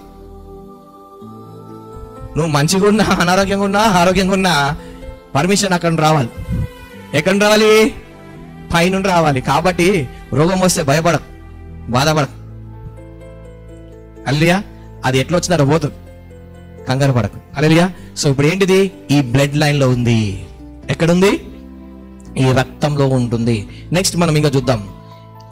అందుకే దేవుడు పౌలు భక్తుడు అంటాడు 1 కొరింథీయులు 7వ అధ్యాయంలో ఏమంటాడంటే భార్యను బట్టి భర్త, భర్తను బట్టి భార్య అంటాడు. ఇంకోటి 2 కొరింథీయులు ఒక మాట అంటాడు, చూడండి. 2 కొరింథీ 6వ అధ్యాయము 14వ వచనం. 2 కొరింథీ రాసిన 2వ పత్రిక 6వ అధ్యాయం 14వ వచనం. మీరు అవిశ్వాసులతో జోడుగా ఉండకుడి, నీతికి దుర్నీతితో ఏమి సాంగత్యం, వెలుగునకు చీకటితో ఏమి పొత్తు, క్రీస్తునకు బెలియాలతో ఏమి సంబంధం, అవిశ్వాసితో విశ్వాసికి పాలికిడిది. చూసినారా? అందుకోసమే ఎజ్రా టైంలో, నెహెమ్యా టైంలో అన్యుల్ని పెళ్లి చేసుకుంటే వాళ్ళు ఏం చేశారు? తలకాయ జిట్టు పట్టి కొట్టి విడిపించారు. ఎందుకు? ఏమవుతుందంటే ఒక వ్యక్తి, ఒక దేవుడు నమ్ముకున్న వ్యక్తి ఒక అన్యుడికి వివాహం చేసుకుంటే, ఇందాక చెప్పాం కదా బ్లడ్ లైన్, ఏమవుతుంది? ఆమెకున్న కుల దేవత, ఆ దేవతతో వివాహం అవుతుంది. అప్పుడు ఏమవుతుంది? నీ సీడ్ కరప్ట్ అయిపోతుంది. అప్పుడు నువ్వు వ్యభిచారం చేసిన వాడవే అవుతావు. ఎందుకు? ఇప్పుడు సొలొమోన్ పడిపోవడానికి కారణం ఏంటిది? సొలొమోన్కి ఆయన ఇజ్రాయేలుని పెళ్లి చేసుకున్నంత కాలము దేవుడు మాట్లాడాడు, దేవుడు మందిరం కట్టించినాడు, అంత బాగుంది. ఎప్పుడైతే అన్యుల జోలికి పోయాడో ఏమైంది? పోయాడు కదా. స్పిరిచువల్ లైఫ్ అంతా దేవుడు మాట్లాడింది అంతా చూడండి. అంతవరకు సమయలు కాలం వరకు దేవుడు సొలొమోన్ టైం వరకు దేవుడు సొలొమోన్తోనే 2 సార్లు మనకి వేరేతో మాట్లాడినట్టు లేదు. రాజులలో తర్వాత కూడా మాట్లాడినట్టు లేదు. రాజులతో దేవుడు మాట్లాడింది ఎవరితో? సొలొమోన్. దావీదుతో కూడా మాట్లాడినట్టు లేదు. మాట్లాడిన దేవుడు డైరెక్ట్ లేడు, సొలొమోన్తో మాట్లాడి. కానీ సొలొమోన్ ఎంత భక్తుడు పడిపోవడానికి కారణం ఏంటిది? అవిశ్వాసితో. అందుకోసమే క్రైస్తవులారా, క్రైస్తవుల్ని పెళ్లి చేసుకోండి, అన్యుల్ని పెళ్లి చేసుకోకండి. చాలా మంది ఏమనుకు తెలుసా? ఒక వ్యక్తిని దేవుడు నడిపించినట్టు అవుతాడు. నువ్వు దేవుడు నడిపించడం తర్వాత విషయం, నువ్వు దయ్యంలో పోతే. నేను ఒక వ్యక్తిని దేవుడు నడిపించాడు, ఆ వ్యక్తి మారినాడు, పెళ్లి కోసం మారినాడేమో, పెళ్లి తర్వాత మళ్ళా మారుతాడు. ఆయన పెళ్లి తర్వాత మళ్ళా మారుతాడు. అందుకోసమే వివాహ విషయంలో ఏం చేయమన్నాడు ఆయన? అన్యులతో పెట్టుకోవద్దు. నెక్స్ట్ ఇంకొక చూద్దాం మనం. ఎఫెసీయులకు రాసిన పత్రిక 6వ అధ్యాయం 12వ వచనంలో పౌలు భక్తుడు ఇలా చెప్తున్నాడు. ఎఫెసీయులకు రాసిన పత్రిక 6వ అధ్యాయం 12వ వచనం. ఏలైనగా మనము పోరాడునది శరీరులతో కాదు గాని ప్రధానులతోను అధికారులతోను. మనం దేంతో కొట్లాడుతున్నామంట? ఆ వ్యక్తి వెనకాల ఉన్న శక్తులతో కొట్లాడుతున్నాం. ఆ వ్యక్తికి వెనకాల ఉన్న శక్తులతో. అందుకే చాలా మంది అంటారు, నాకు ఎందుకు ఆ టైంలో బుర్ర అట్లా అయిపోయింది, పని చేయలేదు అంటారు. ఆ టైంలో నాకు అట్లా అయిపోయింది అంటారు. ఆ టైంలో ఎవరి స్వాధీనంలోకి వెళ్ళిపోయినా? నువ్వు ఎవరి స్వాధీనంలోకి వెళ్ళిపోయినాం. అందుకే చూడండి, యేసు ప్రభువు అంటాడు లూకా సువార్త 10వ అధ్యాయం 19వ వచనంలో, ఇదిగో పాములను తేళ్లను త్రొక్కుటకును శత్రు బలమంతటి మీద దేవునికి ఏమి ఇచ్చినాడు? అధికారం ఇచ్చినాడు. ఇప్పుడు ఏం చేయాలి? నువ్వు అధికారాన్ని ఏం చేయాలి? వాడాలి. 127వ కీర్తన చూద్దాం ఒకసారి. 127వ కీర్తన. యెహోవా ఇల్లు కట్టించిన ఎడల దాని కట్టువారి ప్రయాసం వ్యర్థమే. ఏందంట? యెహోవా ఇల్లు కట్టించకపోతే అంటే దేవుడు శక్తితో ఆ దురాత్మను బంధించకపోతే ఆ కుటుంబం ఏం కాదంట, నిలబడదంట. అందుకే దేవుడు అంటే ఒకడు ఇసుక మీద ఇల్లు కట్టుకున్నాడు, ఒకడు బండ మీద ఇల్లు కట్టుకున్నాడు. బండ మీద అంటే క్రీస్తు మీద కట్టుకున్న ఇల్లు, క్రీస్తు మీద కట్టబడిన వివాహం ఏమవుతుంది? నిలబడుతుంది. కానీ క్రీస్తు మీద కట్టని వివాహం ఏమవుతుంది? అది డైవర్స్లకో గొడవలకో వెళ్ళిపోతా ఉంటారు. చూడండి, ఒక మాట అంట బైబిల్లో, అబిగాల్ ఎలాంటి స్త్రీ అంటే ఆమె బైబిల్లో చెప్తే అర్ధు అంటారు కదా, సామెతలు 31:10 అర్ధు కదా, ఆమె అలాంటి స్త్రీ. వాళ్ళ భర్త ఎలాంటోడు? తాగుబోతుడు, మొండోడు. అయినా ఆమె ఎలా సంసారం చేసాడు? ఆమె మూర్ఖుడు. బైబిల్ ఉంటుంది, మూర్ఖుడితో సంసారం చేస్తుంది. ఎలా సంసారం చేస్తుంది? ఒక మాట అంట, దేవుడు తెలియదా నాబాల్ మూర్ఖుడు అబిగాల్ మంచిది అని? తెలుసా తెలియదా? కానీ ఎప్పుడు అబిగాలు నాబాల్ గొడవపడినట్టు బైబిల్లో లేదు. ఉందా? లేదు. కారణం ఏంటిది? ఆయన యూదుడు, ఈమె యూదురాలే. హల్లెలూయా. ఆయన చేసుకున్న పనిష్మెంట్ ఆయన పోయినాడు, ఈమె చేసుకున్న పుణ్యానికి ఈమె పట్టుకుంది పుణ్యం. హల్లెలూయా. నెక్స్ట్ మనం ఇంకో దగ్గరికి వెళ్దాము. యెషయా గ్రంథము 58:12 వచనం. యెషయా 58:12. పూర్వకాలం నుండి పాడైపోయిన స్థలములను నీ జనులు కట్టెదరు, అనేక తరముల క్రిందట పాడైపోయిన పునాదులను నీవు మరలా కట్టెదవు. ఏంటిది? నీ పాడైపోయిన కుటుంబాన్ని, నీ పాడైపోయిన ఇల్లుని మళ్ళా కట్టెదవు. అందుకే దేవుడు వివాహంకి వచ్చి ఫస్ట్ ద్రాక్షరసం అయిపోతే నీళ్ళని ద్రాక్షరసంగా చేసినాడు. ఫస్ట్ ఫ్యామిలీని బిల్డ్ చేసినాడు.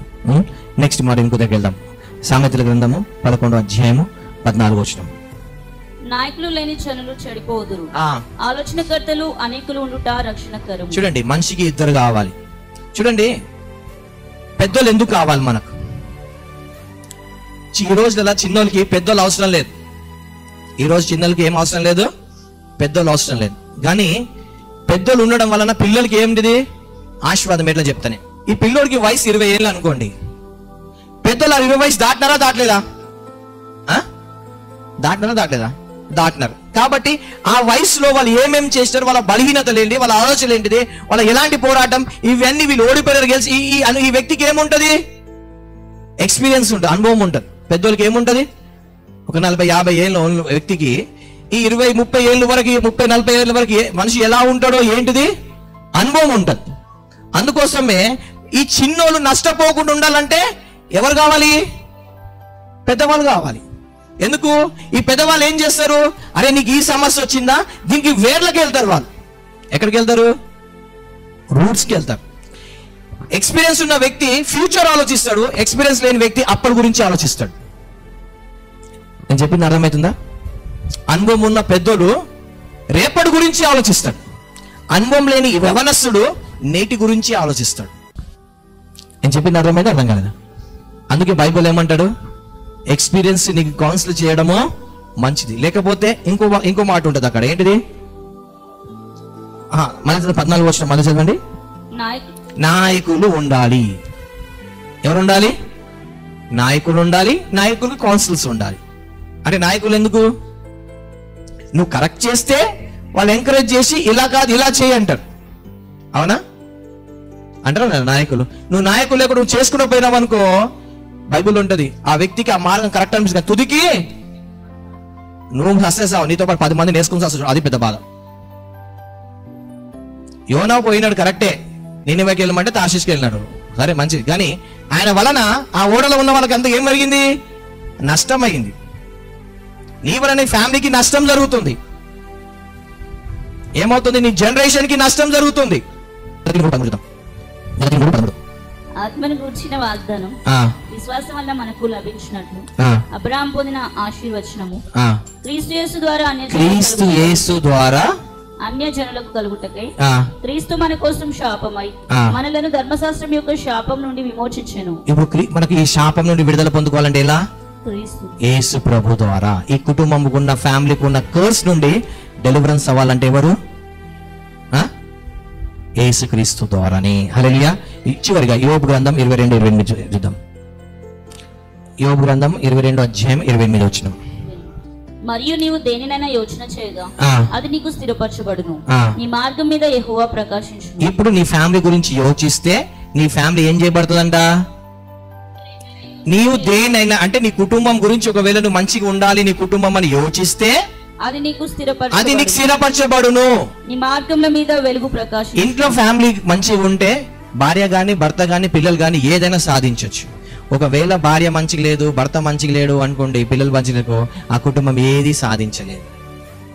ఒకటి గుర్తుపెట్టుకోవాల్సింది, నెంబర్ 1, మన లైఫ్ లో ఫస్ట్ ఎవరు ఉండాలి? దేవుడు. సెకండ్ ఎవరు ఉండాలి? ఫ్యామిలీ ఉండాలి. థర్డ్ మినిస్ట్రీ కానీ రిలేటివ్స్ కానీ వీళ్ళు ఉండాలి. సో మన లైఫ్ లో ఎవరు ఇప్పుడు ఫస్ట్ ఉన్నారు, ఎవరు ఇప్పుడు సెకండ్ ఉన్నారు? నువ్వు రోజు మీ ఫ్రెండ్స్ తో నీ గడుపుతున్న సమయాన్ని నీ ఫ్యామిలీతో గడుపుతున్నావా? ఒక మాట చెప్తా, నువ్వు పెళ్లికి ప్రమాణం చేసినవే, ఖచ్చితంగా దేవుని దానికి అడుగుతాడు. భర్త కానీ భార్య కానీ డెఫినెట్లీ అడుగుతాడు నీకు లెక్క. వేరే విషయాలు లెక్క అడగడమేమో కానీ ఇదైతే ఖచ్చితంగా అడుగుతాడు. ఏమడుగుతాడు? అమ్మా నీ భర్తకు లోబడ్డావా? బాబు నీ భార్యను ప్రేమించి సమర్శించుకోండి అంటావు కదా, మరి ఆమె మన్ని పంచిగా చూసుకున్నావా అంటాడు. అంటాడా అన్నాడా? ఒక భర్త కష్టపడేది ఎవరి కోసం కష్టపడతాడు? ఇప్పుడు భార్యనే భర్తని కేర్ చేయకపోతే భర్త ఏమనుకుంటాడు? ఇక భార్య సంపాదించి భర్త సంపాదించి భర్త టెన్షన్ అన్ని చేసేది ఎవరి కోసము? నా భార్య పిల్లలు. ఒకవేళ భార్యనే భర్తని కేర్ చేయకూడదనుకో, ఎట్టిగా చూసిందనుకో, భర్తకు మనసు తిరిగిందనుకో, ఇక ఆ భర్త చచ్చిపోయినాడు అనుకో, ఆ భార్య ఎట్లుంటది? ఇప్పుడు ఎంత హ్యాపీ కదా, అడ్డు తొలగిపోయినాడు. భర్త ఉన్నప్పుడు ఫోను, టీవీలు, మంది ఇది ఉంటే, భర్త పోయినాక నా భర్త ఉంటే చూసుకునేటోడు నాకు అప్పుడు తెలియలేదు. అందుకోసమే అప్పుడు తెలియదు కదా, ఇప్పుడు తెలుసుకున్నావు కదా. ఇప్పుడు ఒక ఫ్యామిలీలో నీకు విలువ అన్ని, నీకు ఈ రోజు ప్రాబ్లం ఏం తెలుసా? భర్తలు అన్ని తీసుకొచ్చి భార్యలకు ఇస్తారు, భార్యలు అన్ని తీసుకొచ్చి భర్త రెడీమేడ్ ఇస్తుంది కాబట్టి వాల్యూ తెలియట్లేదు. అదే కష్టంగా మారింది. ఇంతకుముందేమో మనిషి కిలోమీటర్ వెళ్ళి నీళ్ళు తెచ్చుకునేటోడు, అప్పుడు కష్టం లేదు. ఇప్పుడు ట్యాప్ ఇప్పగా నీళ్ళు వస్తున్నాయి కదా, ఇది కష్టం ఇప్పుడు మనిషికి. అన్ని రెడీమేడ్ రాగానే మనిషికి ఏమైతుంది? కష్టాలు పెరిగిపోయినాయి. నిజంగా కష్టం ఉన్నప్పుడు ప్రేమ బాగుంది, ఇప్పుడేమో ప్రేమ చల్లారిపోతుంది. ఏమైతుంది? ఎందుకు కారణము? రీజన్ ఏంటిది? ఈ బ్లడ్ లైన్. ఒకసారి మీరు ఆలోచించుకోండి, మీ మమ్మీ చేసినట్టు మీ పేరెంట్స్ చేసినట్టు మీ ఇంట్లో అవుతుందా లేదా? మీ మమ్మీ డాడీకి ఉన్న గుణాలు మీ హస్బెండ్ గురించి, మీ వైఫ్ గురించి ఆలోచించకండి, నీ గురించి ఆలోచించు. నీకు వస్తుందా లేదా అలవాటు? మీ అమ్మ మీ ఆయనతో గొడవ పడితే నువ్వు పడుతున్నావా లేదా? ఇది ఎట్లా వస్తుంది? జనరేషన్ కర్స్, బ్లడ్ లైన్ నుండి. ఓకే, ఇప్పుడు ఈ బ్లడ్ లైన్ లా ఈ కట్ చేసి, అందుకే యేసు ప్రభు ఆయన బ్లడ్ లైన్ ఇస్తున్నాడు. ఏంది బ్లడ్ లైన్? కుటుంబంలో నెమ్మది, శాంతి, సమాధానము, సమృద్ధి, అభివృద్ధి ఇవి ఇస్తున్నాడు. ఎందుకు? రక్తం చిందించాడు. ఎందుకు రక్తము? ప్రాణం రక్తంలో ఉంటుంది. అందుకోసమే ఇప్పుడు మనకు ఏం కావాలి? ఈ రక్తం అనేది పాపాలని కడుగుతుంది. ఈ రక్తంలోనే పాపం ఉంటుంది. ఎక్కడ ఉంటది? రక్తంలోనే పాపం ఉంటది. ఈ రక్తమే పాపాలు కడుగుతుంది. ఇంకా సో ఈ రక్తంలోనే చాలా ఉంది. కాబట్టి ఈ సమయంలో మనము ఎందుకంటే ఒక ఇద్దరు వ్యక్తులు వివాహం చేసుకుంటుంటే స్పిరిచువల్ గా వాళ్ళ బ్లడ్ లైన్ ని కూడా వాళ్ళు వివాహం చేసుకుంటున్నారు. రెండు బ్లడ్ లైన్స్ వేరే. ఆ బ్లడ్ లైన్ వెనకాల ఏముంది?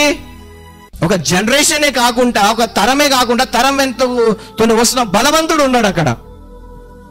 ఆ బలవంతుని ఏం చేయాలి? ఇప్పుడు ఏం చేయాలి? బంధించాలి. బలవంతుని ఏం చేయాలి? బంధించాలి. బంధించకపోతే మెడికల్ స్టడీస్ నుండి చెప్తున్నాను, నేను అబద్ధం ఆడుతున్నాను, రాంగ్ చెప్తున్నాను అంటే మీరు కూడా వెళ్ళి గూగుల్లో సెర్చ్ చేయండి, కరెక్టా కాదా అనేసి. వివాహం చేసుకునేది ఎందుకు చేసుకుంటారు జనాలు? దేవుడు ఎందుకు పెట్టాడు వివాహం? నేను ఈరోజు మొత్తం బ్లడ్ లైన్ మ్యారేజ్ గురించి చెప్తున్నా, నేను స్పిరిచువల్, ఫిజికల్ చెప్తున్నా. దేవుడు వివాహం అనేది ఎందుకు పెట్టాడు? నంబర్ 1, నరుడు స్త్రీ ఒంటరిగా ఉండొద్దు అన్నాడా? పురుషుడు ఒంటరిగా ఉండొద్దు అన్నాడా? స్త్రీయే కానీ దేవుడు నరుడు అన్నాడు. స్త్రీ ఒంటరిగా ఉండొద్దు, పురుషుడు ఉండదు అన్నలే. అంటే స్త్రీయే పురుషులు ఎవరైనా సరే నరులు ఒంటరిగా ఉండడము మంచిది కాదు. కాబట్టి నీకు నంబర్ 1 ఏంటిది? తోడు పెట్టాడు. అప్పుడు ఏం చేయాలి? ఒకరికొకరికి హెల్ప్ చేసుకోవాలి. అవునా? ఒకరికొకరు కోరికలు తీర్చుకోవాలి. ఫస్ట్ నీ ఫ్యామిలీ అయిపోయినాక నెక్స్ట్ ఎవరు? పిల్లలు. పిల్లల తర్వాత బయట. నువ్వు ఫ్యామిలీని పట్టించుకోకుండా బయట ఊరంతా పట్టించుకున్నావు అనుకో, డిడ్ గాడ్ యాక్సెప్ట్ యూ? ఈ భార్యనే కొంతమంది ఉంటారండి, భార్యకి ఎప్పుడు అనుమానం పడుతూనే ఉంటారు. ఒకరితో ఫోన్ ఆ బుద్ధి పోతుంది. చూడండి, ఒకవేళ భార్యకి అనుమానం పడ్డాడు, బయట కూడా అందరికీ అనుమానం పడతాడు. బయటకు అనుమానం పడ్డాడు, భార్యకి అనుమానం పడతాడు. ఇప్పుడు ఈరోజు ట్రెడిషన్ ఎలా ఉందంటే, అన్న చెల్లెలు బైక్ మీద పోతారు, తల్లి కూతురు బైక్ మీద. ఇంతకు ముందు ఇవి లేవు, ఎందుకంటే బైక్స్ లేవు కాబట్టి సైకిల్ మీద పోయేటోళ్ళు, లేడీస్ కూర్చుని కాదు. ఇప్పుడు అంతేంది, ఫ్యామిలీ కాబట్టి ఫ్రెండ్స్ పోతారు, ఏ పోతారు. ఇప్పుడు ఈ అనుమానం ఉన్న వ్యక్తికి ఎవరు చూసినా అదే ఉండదు. తమ్ముడు అక్కకు బైక్ మీద పోయినా ఈ వ్యక్తి ఏముంటది? ప్రాబ్లం ఎక్కడ?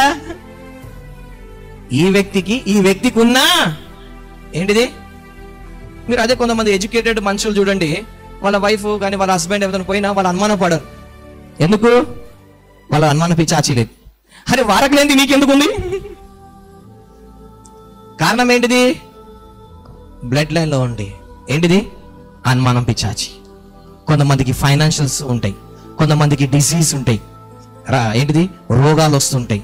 సో ఇది ఏమైనా కానీ ఈరోజు దానికి ఏం చేయాలి? మనము ఏం చేయాలి? దాని ఆ బ్లడ్ లైన్ని కట్ చేసి ఆ బ్లడ్ లైన్కి వెనుకలున్న బలవంతుని ఏం చేయాలి? బంధించాలి. లేకపోతే నీ సంతోషము, నీ ఆరోగ్యము, నీవన్నీ వాడు ఏం చేస్తున్నాడు? దోచుకుంటున్నాడు. అందుకే చాలా మందికి వివాహాలు జరగవు, వివాహాలు జరిగితే గొడవలు ఉంటాయి, పిల్లలు పుట్టరు, వివాహాలు. ఇవన్నీ కారణం ఏంటిది? Strong holes. పెళ్లి చేసుకున్నప్పుడు చాలా యవ్వనస్తులారా మంచిగా ఉన్నాడు, మంచిగా అందం ఉంది అని చెప్పేసి లవ్లో పడి, ఎందుకంటే ప్రతి ఒక్కరికి ఎదుటోడు మంచోడు ఉండాలి, కానీ వీడు మంచోడా చెడ్డోడో చూసుకోరు. ఎదుటోడు ఏం కావాలి? మంచోడు కావాలి. ఏంటిది? ఎదుటోడు ఒక అబ్బాయి ఉందనుకో, ఈ అబ్బాయికి నేమ్ ఫేమ్ డబ్బు ఉందనుకో, చాలా మంది అమ్మాయిలు వెంట పడతారు. ఎందుకు? వాడుకున్న నేమ్ ఫేమ్ ని బట్టి వెంబడిస్తారు, వాడిని బట్టి కాదు. ఒక అమ్మాయి వెంబడిస్తారు అనుకోండి చాలా మంది, ఎందుకు? ఆమె వెనుకలు ఉన్న డబ్బు నేమ్ ఫేమ్ ని బట్టి, కానీ ఆమెను బట్టి కాదు, ఆమె అనుకున్న ఆస్తిని బట్టి, అందాన్ని బట్టి. అందుకోసమే మీ లైఫ్ ని మీరు కాపాడుకోవాలి. యవనస్తులు ఏం చేయాలి? మీ లైఫ్ ని మీరు కాపాడుకోవాలి. పిచ్చి పిచ్చిగా నా ఇష్టము, నా జీవితము అన్నావు అనుకో, టెంపరవరీ, అది లైఫ్ లాంగ్ ఉండదు. తర్వాత నువ్వు రిగ్రెట్ అవ్వాలి. ఒకసారి మీరు జైలుకి వెళ్ళి చూసినారు అనుకోండి, వాళ్ళు ఏమంటారా? అనవసరంగా నేను మర్డర్ చేసిన, అప్పుడు ఏమైందో తొందరపడి మర్డర్ చేసిన, ఆ తొందరపాటే మనకి చాలా రోజుల వరకు జైల్లో పెట్టింది. సో ఏంటిది? కొంచెం సేపు దానికోసం ప్రభావితం నుండి లైఫ్ అంతా స్పాయిల్ చేసు. కాబట్టి ఎదుటోడు ఈ రోజులు అందరికి ఏం కావాలి? ఎదుటి వ్యక్తి మంచోడు కావాలి. కాబట్టి అందుకోసమే తప్పుడు స్టెప్లు వేయకండి, తప్పుడు స్టెప్లు వేయకండి. మ్యారేజ్ అయిన వాళ్ళు, మ్యారేజ్ చేసుకోబోయే వాళ్ళు ఒకటి గమనించుకోండి, ఆ వెనుక వ్యక్తి ఉన్న స్ట్రాంగ్ హోల్ని ఫస్ట్ బంధించండి. లేకపోతే చాలా సఫర్ అవ్వాల్సి వస్తుంది. ఫిజికల్గా, స్పిరిచువల్గా, మెంటల్గా సైకోలు తయారైపోతారు. సైకో ఎట్లా తయారవుతారు చెప్పాలా? టీవీ చూడడం వల్ల సైకో తయారవుతారు. మీకు నేను చెప్తే విచిత్రంగా అనిపిస్తుంది, కానీ నేను చెప్పేది వాస్తవం. మీరు ఒకవేళ ఇంతకుముందు దూరదర్శన్ చూసిన వాళ్ళు ఉంటే, ఒకవేళ మీరు టీవీలో చూస్తుంటే ఒక సీన్ ని వాళ్ళు 3 నిమిషాలు చూపించేటోళ్ళు, తర్వాత సీన్ మార్చేటోళ్ళు. ఇంట్లో 3 నిమిషాలు, తర్వాత బయట 3 నిమిషాలు మార్చేటోళ్ళు. కానీ ఈ రోజు చూడండి, 10 సెకండ్ 15 సెకండ్ వరకు ఇల్లు చూపిస్తారు, నెక్స్ట్ 15 సెకండ్ లండన్ చూపిస్తారు, నెక్స్ట్ సెకండ్ అంటే మైండ్ అంతా కన్ఫ్యూజ్ చేసి సైకిల్ తయారవుతున్నారు. ఇది నేను చెప్పింది కాదు, ఒక టీవీ డైరెక్టర్ జీసస్ కాల్కి వచ్చినప్పుడు ఆయన చెప్పినట్టు. ఎందుకు ఈ రోజులలో మెంటల్ వాళ్ళు తయారైపోతుందంటే, అప్పుడే పోదామంటాం, అప్పుడే వద్దంటాడు. ఎదుటోడు ఏం కావాలి? ఇప్పుడు నేనేనండి, ఇప్పుడు నేను ఇప్పుడు ముగించేస్తున్నా అంట, ముగించాను, మళ్ళీ అంట ముగించేస్తున్నా అంట, ముగించాను. మీరు ఏమనుకుంటారు? ఇప్పుడు ఏమవుతుంది? మీ మైండ్ ఏమవుతుంది? ముగించేస్తున్నా అనగానే మేమవుతుంది? మీ మైండ్ అంతా ప్రిపేర్ అయిపోతుంది. బ్రదర్ ఇప్పుడు క్లోజ్ చేస్తున్నాడు, మనం ఇప్పుడు తినేసి బయటికి వెళ్ళిపోవాలి, ప్రే చేసుకోవాలనిపిస్తుంది. నేను ఇంకా మీ మైండ్ దేనికి ప్రిపేర్ అయింది? క్లోజింగ్కి. మళ్ళీ నేను కొనసాగిస్తున్నాను అనుకో, ఇప్పుడు మీ మైండ్ ఏమంటది? వింటారా మీరు? అసలు మీ స్పిరిట్, మీ బాడీస్ ఉంటాయా? ఏమి తయారవుతారు? సైకోలు తయారవుతారు. Yes no, yes no. అందుకే బైబిల్ అంటారు, అవునంటే అవును, కాదంటే కాదు, ఏమన్నా కానీ ఆ ఒట్టు ఈ ఒట్టులు వద్దు. ఓకే? సో ఇప్పుడు మన కుటుంబాల్లో ఉన్న బ్లడ్ లైన్ లో ఉన్న స్ట్రాంగ్ హోల్స్, అందుకే చూడండి బ్లడ్ లో చాలా ఉంటాయి. ఒక రక్తమే కనిపిస్తుంది, రక్తంలో ఎర్ర రక్త కణాలు ఉంటాయి, తెల్ల రక్త కణాలు ఉంటాయి. ఆ రక్తంలోనే మీ బ్లడ్ టెస్ట్ చేయండి, 100 లిస్ట్ తీస్తాడు ఆయన. థైరాయిడ్ ఉందని చెప్తాడు, క్యాన్సర్ ఉందని చెప్తాడు, ప్లేటెడ్ కౌంట్ తగ్గిందని చెప్తాడు, సీకిల్ సెల్స్ అని చెప్తాడు, చాలా చెప్తాడు ఆయన. ఆల్బమిన్ అంటారు, షుగర్ అంటారు, బిల్రూబిన్ అంటారు, ఇవన్నీ చెప్తుంటాడు. ఎలా చెప్తుంటాడు? ఈ బ్లడ్ లోనే ఇవన్నీ ఉన్నాయి. ఈ రోగాలన్నీ వచ్చేది బ్లడ్ లోనే, ఆ రోగానికి అన్ని తీసేది రక్తమే. ఇవన్నిటికి యేసయ్య రక్తం చాలు మనకు. హల్లెలూయా. సంద్రం లేచిన పడదాం, ప్రార్థన చేసుకుందాం. అందరు లేచిన పడి. మ్యారేజ్ అయిన వాళ్ళు, మ్యారేజ్ చేసుకోబోయే వాళ్ళు గుర్తుపెట్టుకోండి, అట్రాక్షన్కి అట్రాక్ట్ కాకండి. అందంగా ఉన్నాడు, అన్ని తెలిసిన వాడు అని చెప్పేసి అనుకోవద్దు. ఆమె మంచి ప్రార్థన పరురాలు, తెల్లగా చీర కట్టుకుంటుందని అనుకోదు. తెల్ల చీర వెనుకల నల్ల శరీరం ఉన్నట్టు దయ్యం కూడా ఉంటుంది, జాగ్రత్త. నల్లలు తెల్ల బట్టలు వేసుకున్న మా తెల్లలు గారు. అట్లనే నీ లోపల దయ్యాలు చెడ్డ గుణాలు అన్ని పెట్టుకొని తెల్లగా అంటే కాదు, ఆ నలుపుని తీసేయాలి, నీ లోపల ఉన్న చీకటి శక్తులను బంధించాలి. కాబట్టి యవనస్తులు కానీ వివాహమైన వాళ్ళు ఈ విషయాలు చాలా జరగదు. వివాహం చేసుకున్నది ఫిజికల్ గానే కాదు, బ్లడ్ లైన్, 2 వేరే వేరే బ్లడ్ లైన్స్. అందరి కళ్ళు మూసుకుందాం, ప్రార్థన చేసుకుందాం. అందరి కళ్ళు మూసుకుందాం. ఒకసారి ఇంతవరకు చెప్పిన వాక్య భాగం అది వాస్తవమా కాదా ఫస్ట్ మీరు ఆలోచించండి. కళ్ళు మూసుకొని చూడండి, మీ పేరెంట్స్ కొంటే మీకు ఉందా లేదా? ఒకవేళ మీ అమ్మ మీ నాన్నకు తిరుగుబాటు చేస్తే నువ్వు చేస్తున్నావా లేదా? ఒకవేళ మీ నాయన మీ అమ్మను కొడితే నువ్వు కొడుతున్నావా లేదా? ఇలా కొన్ని ఒకసారి మ్యాచ్ చేసుకోండి. మీరు ఒకసారి చూసుకోండి, మీరు కళ్ళు మూసుకొని ఒకసారి ధ్యానించండి. మీ జనరేషన్ మీకు వస్తుందా లేదా? నువ్వు మారిన ఉండొచ్చు, మొత్తం మారకపోవచ్చు, కానీ కొంచెం మళ్ళీ ఇంకా నీళ్ళు అది పనిచేసి ఎందుకు పనిచేస్తుందంటే దాని రీజన్ అక్కడ బలవంతుడు ఉన్నాడు. ఆ బలవంతుడిని ఇంకా బంధించలేదు. నువ్వు మారిన ఉండొచ్చు కానీ మొత్తం మారలేకపోవచ్చు. నువ్వు మంచోడువే కానీ నీ వెనుకల ఉన్న ఆ దుశ్శక్తి మంచిది కాదు, ఆ బలవంతుడు మంచోడు కాడు. కాబట్టి ఆ బలవంతుని నువ్వే బంధించాలి. నీ ఇంట్లో వివాహాలు కాకపోవడము, నీ ఇంట్లో వివాహంలో గొడవలు పడడము, ఎప్పుడు అప్పుల్లో ఉండడము, ఎప్పుడు రోగాల్లో ఉండడము ఒకసారి గ్రహించు. 2 ఫిజికల్ కాదు, 2 బ్లడ్ లైన్స్, 2 రక్త లైన్స్ కలుస్తున్నాయి. మంచి నీళ్ళు చెడ్డ నీళ్ళు కలిస్తే నీళ్ళు మంచి నీళ్ళు ఖరాబ్ అయిపోతాయి. అలాగా కుటుంబాలు కూడా అలాగనే అవుతున్నాయి. ఈ సమయంలో ప్రార్థన చేసుకుందాం. ఒకసారి మీరు ఫస్ట్ ఆలోచించుకోండి, మీకు మీ పేరెంట్స్ నుండి ఏది పనిచేస్తుంది? ఎదుటి వ్యక్తి గురించి కాదు, నీ గురించి నువ్వు ఆలోచించు. నీకు మీ జనరేషన్ నుండి ఏది పని చేస్తుంది? దాన్ని మనం ఇప్పుడు డీల్ చేద్దాం. మీ హస్బెండ్ మీ వైఫ్ గురించి పక్కకు పెట్టండి, నీ గురించి చూడు. ఫస్ట్ నీ లెక్క నువ్వే చెప్పాలి. నీ లేకపోతే నువ్వే సఫర్ అవుతావు. నీ పేరెంట్స్ సఫర్ అయినట్టు నువ్వు సఫర్ అవుతావు. ఇంకోటి, నువ్వు కాకుండా నీ నెక్స్ట్ జనరేషన్ కూడా సఫరింగ్ చేస్తున్నావు. నువ్వు సంతోషంగా ఉంటే నీ కుటుంబం సంతోషంగా ఉంటుంది, నువ్వు లేకపోతే నీ కుటుంబం మొత్తం ఏడుస్తూనే ఉంటుంది. అంటారు కదా, ఒక ఆడది వస్తే నరకం లాంటిది స్వర్గం చేస్తుంది, లేకపోతే స్వర్గం లాంటిది నరకం చేస్తుంది. మరి నువ్వు నీ ఇంటిని స్వర్గంగా మార్చినావా, నరకంగా మారుస్తున్నావా? ఒకవేళ నీ ఇంటిని నరకంగా చేసినావంటే నువ్వే బాధ్యతరాలివి. ఒకవేళ నీళ్ళు స్వర్గంగా ఉంటే దానికి క్రెడిట్ నువ్వే. ఒకసారి ఎవరి గురించి వాళ్ళ పరిశోధించుకుందాం. సిస్టర్స్ గురించి, బ్రదర్స్ గురించి, ఫాదర్ గా, వైఫ్ గా, మదర్ గా, హస్బెండ్ గా ఒకసారి ఎవరు ఆలోచిద్దాం. అందరు కళ్ళు మూసుకొని ప్రార్థన చేసుకుందాం. మీ కుడి హస్తాలు ఎత్తి మీద పెట్టుకోండి.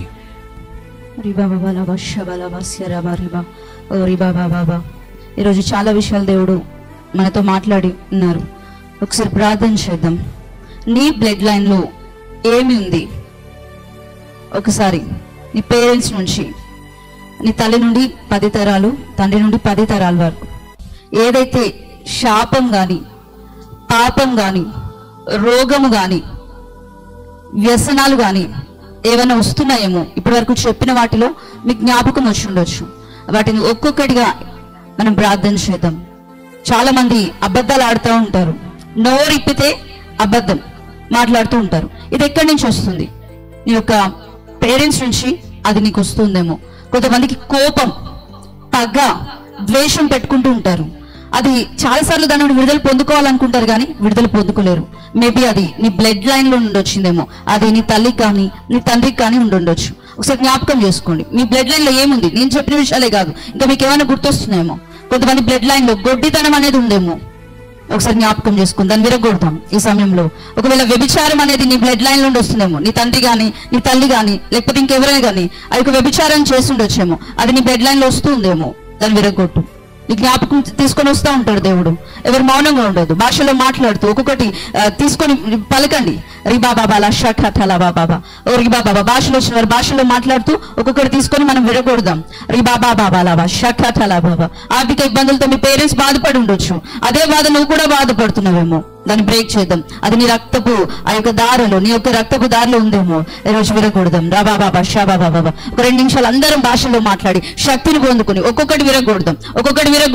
ఈ రోజు దాని నుండి నాకు విడుదల రావాలి, ఆ లైన్ కట్ అవ్వాలని ప్రే చేద్దాం. విరగొట్టు. బాబా విరగొడుతున్నానని చెప్పు. బాబా ఓ రాగా దాదా ఇంత పరిశుద్ధాత్మ నీకు చాలా విషయాలు గుర్తు తెస్తూ ఉండొచ్చు. బాబా విరగొట్టండి. రి బాబా బలవంతుడు బంధించండి. రసాగా రు బాబా రాబాబా పిల్లలు పుట్టపోవడం, రాబాబాబాబా ఓ రాగాదాదాదా అనారోగ్యాలు, బీపీ, షుగర్, క్యాన్సర్, రాగాదాదాదాదా రాబాబాబాబా అవన్నీ బ్లడ్ లైన్ నుంచి వస్తున్నాడేమో, విరగొట్టండి రషాగాదాదా గడ్డలు, రాగాదాదాదాదా ఓ బాబాబాబాబాబా ఓ రాగా గర్భానికి సంబంధించిన సమస్యలు, రసాబాదాదాదాదా ఏదైనప్పటికీ రాబాబాబాబా ఓ రాగాదాదాదాదా విరగొడదాం కొద్ది నిమిషాలు ప్రార్థించండి రసాబాదాల మామ ఓ షాదాదాదా ఓ రాగాదా నీ భర్త చేసినట్లు నీ పిల్లలు చేస్తున్నారేమో, నీ భార్య చేసినట్టు నీ పిల్లలు చేస్తున్నారేమో, ప్రార్థించు రాగాదాదా ఓ రాబాబాబాబా ఓ రాబాబాబా నా జీవితంలో అందరూ చెప్పండి, నా జీవితంలో ఉన్న ప్రతి ఒక్క శాపాన్ని యేసునామంలో ఇప్పుడే విరగొడుతున్నాను. నా యొక్క బ్లడ్ లైన్ లో ఉన్న ప్రతి ఒక్క శాపాన్ని యేసునామంలో ఇప్పుడే విరగొడుతున్నాను. నా కుటుంబంలో ఉన్నవారి బ్లడ్ లైన్ లో ఉన్న ప్రతి శాపాన్ని యేసు రక్తంతో ఇప్పుడే విరగొడుతున్నాను. నా బ్లడ్ లైన్ నుండి వచ్చిన ప్రతి రోగాన్ని యేసునామంలో దాని వెనుక పనిచేస్తున్న బలవంతుని యేసునామంలో ఇప్పుడే బంధిస్తున్నాను. యేసునామంలో నా యొక్క రక్తాన్ని, నా రక్తపు దారులు యేసు రక్తంతో ఇప్పుడే కడుగుతున్నాను. నా బ్లడ్ లైన్ లో, నా కుటుంబంలో ఉన్నవారు బ్లడ్ లైన్ లో ఉన్న ప్రతి పాపాన్ని యేసునామంలో ఇప్పుడే ఒప్పుకుంటున్నాను. యేసునామంలో ఆ పాప వెనుక పనిచేస్తున్న ప్రతి బలవంతుని యేసునామంలో ఇప్పుడే బంధిస్తున్నాను. యేసునామంలో నా బ్లడ్ లైన్ లో ఉన్న పాపము స్వభావం ద్వారా నా స్వభావాన్ని మార్చేస్తున్న ప్రతి బలవంతుని యేసునామంలో ఇప్పుడే బంధించి అగాధంలోకి నెట్టివేస్తున్నాను. నా జీవితంలో నా తల్లిదండ్రుల ద్వారా నా బ్లడ్ లైన్ లోనికి వచ్చిన ప్రతి బలవంతుని యేసునామంలో ఇప్పుడే బంధిస్తున్నాను. నా బ్లడ్ లైన్ లో ఉన్న తిరుగుబాటుతనాన్ని, దాని వెనుక పనిచేస్తున్న ప్రతి బలవంతుని యేసునామంలో ఇప్పుడే బంధిస్తున్నాను. మీ తల్లిదండ్రులను అన్నిసార్లు బాధపరిచారు, ఒకసారి జ్ఞాపకం చేసుకోండి. ఈరోజు మదర్స్ డే అంటే మదర్కి మెసేజ్ కాదు, రియల్ గా నీ జీవితంలో నీ తల్లిని, నీ తండ్రిని అనేక సార్లు బాధ పెట్టుండొచ్చు. మేబీ అది మీ పేరెంట్స్ నుండి మీకు వచ్చి ఉండొచ్చేమో, కానీ ఒక్కసారి క్షమాపణ అడగండి దేవుణ్ణి. ప్రభు నా తండ్రిని అనేక సార్లు నేను బాధపరిచాను ప్రభు, నా మాటల ద్వారా, నా క్రియల ద్వారా ప్రభు వాళ్ళని గాయపరిచాను ప్రభు. అయ్యా నన్ను మన్నించండి ప్రభు. ఒకసారి పిల్లలు కాదు, ఇక్కడ ఉన్న వాళ్ళందరం పిల్లలమే, ఆ స్టేజ్ నుంచి వచ్చిన వాళ్ళమే. ఒక్కసారి మన పేరెంట్స్ ని ఎన్నిసార్లు మన మాటల ద్వారా బాధపరిచాము, గాయపరిచాము, మన చేష్టల ద్వారా బాధపరిచాము. మేబీ వాళ్ళు రాంగ్ అయి ఉండొచ్చు, ఆ విషయంలో వాళ్ళు రాంగ్ గా బిహేవ్ చేస్తుండొచ్చు, కానీ నీ మాటల ద్వారా చాలా సార్లు నీ పేరెంట్స్ ని బాధ పెట్టుండొచ్చు. కొంతమంది పేరెంట్స్ మీద చేతులు కూడా ఎత్తుండొచ్చు ఏమో. ప్లీజ్ ఒక్కసారి దేవుణ్ణి అడగండి, ఫర్గివ్ చేయమని అడగండి. ఎందుకంటే ఈ శాపం నీతో ఆగిపోదు, నీ పిల్లలకి వస్తుంది. ఆ సిచ్యువేషన్ ని రాబోయే దినాల్లో నువ్వు ఎదుర్కోవాల్సి వస్తుందేమో. ఒకసారి జ్ఞాపకం చేసుకో. ప్రభా నన్ను క్షమించు ప్రభా అని అడుగు. Please forgive me lord. అయ్యా నన్ను క్షమించండి. నీ తల్లి నీ తండ్రిని సన్మానించమన్నావు ప్రభా. అయ్యా ప్రభా ఒకవేళ సన్మానించకపోతే మరణ శిక్ష వస్తుందన్నావు ప్రభా. అయ్యా ఏదో ప్రభా తండ్రి నేను పాపం చేశాను ప్రభా, నా తండ్రి మీద నా తల్లి మీద తిరుగుబాటుతత్వం చేశాను ప్రభా. ప్లీజ్ ఫర్గివ్ మీ లార్డ్ అని ప్లీజ్ అందరూ అడగండి, దేవుని అడగండి. దేవా నన్ను క్షమించండి ప్రభా అని అడుగుదాం. ఇది ఇక్కడ ఆగిపోదండి. మీ పిల్లలకి వస్తుంది అది, దాన్ని బ్రేక్ అవ్వాలంటే నువ్వు ఫర్గివ్నెస్ అడగాలి. ఫర్గివ్నెస్ అడుగు, దేవుని అడుగు. దేవా నన్ను క్షమించండి, వాళ్ళని చాలా బాధ పెట్టాను ప్రభా, నా తల్లి నేను చాలా బాధ పెట్టాను ప్రభా. అయ్యా ప్రభా నేను విసిగించాను ప్రభా, అయ్యా నేను గాయపరిచాను ప్రభా, నా మాటల ద్వారా, నా చేష్టల ద్వారా. అయ్యా నేను చూపించాల్సిన ప్రేమను చూపించలేదు ప్రభా. అయ్యా ఆమె నన్ను విసిగించిందనో, లేకపోతే అయ్యా ప్రభా పదే ఏదో చెప్పిందనో ప్రభా తండ్రి. అయ్యా నేను ప్రభా విసిగిపోయి ప్రభా అనేక సార్లు ప్రభా నా తల్లిని నా తండ్రిని ప్రభా అయ్యా ప్రభా గాయపరిచాను ప్రభా. Please forgive me lord. హృదయపూర్వకంగా అడుగుదాం. దయచేసి ఎవరు మౌనంగా ఉండకండి. వాళ్ళు హృదయపూర్వకంగా ఉన్నప్పుడు, వాళ్ళు ఎదిగినప్పుడు మేబీ చేస్తుండొచ్చు, ఏమైనా ఉండొచ్చు. నేను దేవాన్ని క్షమించి ప్రభా అని అడుగు. దేవాన్ని క్షమించండి ప్రభు. దేవా నన్ను క్షమించండి ప్రభు. యేసయ్యా నన్ను క్షమించండి ప్రభు. అలా నన్ను క్షమించండి ప్రభు. ఈరోజు ఒక తీర్మానం తీసుకుంటున్నాను ప్రభు. నా తల్లిని సన్మానిస్తాను ప్రభు. నా తండ్రిని సన్మానిస్తాను ప్రభు. ఇక నుంచి నేను ప్రభు వారిని గాయపరచాను ప్రభు. అయ్యా ప్రభు ఓపిక కలిగి జీవిస్తాను ప్రభు. అయ్యా ప్లీజ్ ప్రభు నన్ను క్షమించండి ప్రభు. Thank you lord. Thank you Jesus. Thank you lord. ఓ శబలవా సబదలవా బాంధుర్యరవా. ఒకలాంటి పశ్చాత్తాపం మీ హృదయంలో వస్తుంది. అనుమతించండి పరిశుద్ధాత్మ దేవునికి. ఎప్పుడు బండలాగా ఉండకండి, బండలాగా ఉండకండి.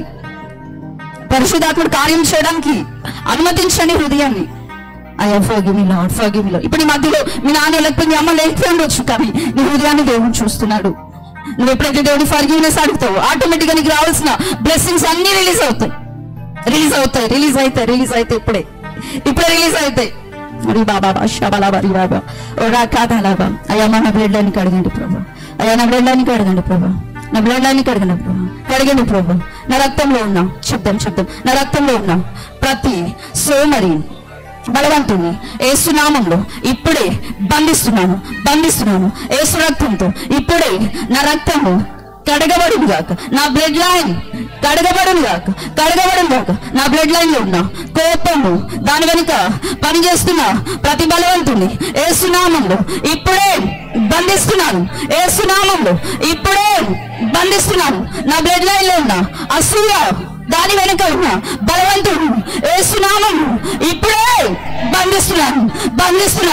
నా బ్లడ్ లైన్ లో ఉన్న వ్యభిచారము దాని వెనుక పనిచేస్తున్న ప్రతి బలవంతుడు యేసు నామము ఇప్పుడే బంధిస్తున్నాను.